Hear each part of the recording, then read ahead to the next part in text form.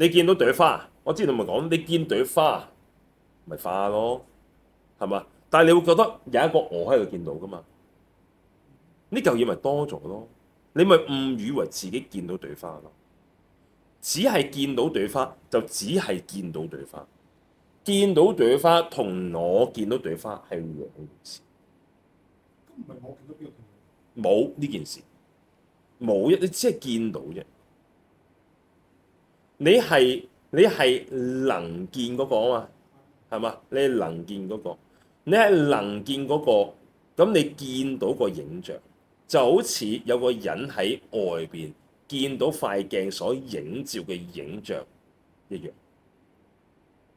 但係塊鏡本身唔係影像，而你亦都唔喺外邊嘅嗰個人，你就係鏡嘅本身，能照所照，驅使打破。一刻裏邊冇咗能所，能所突然間砰雙亡，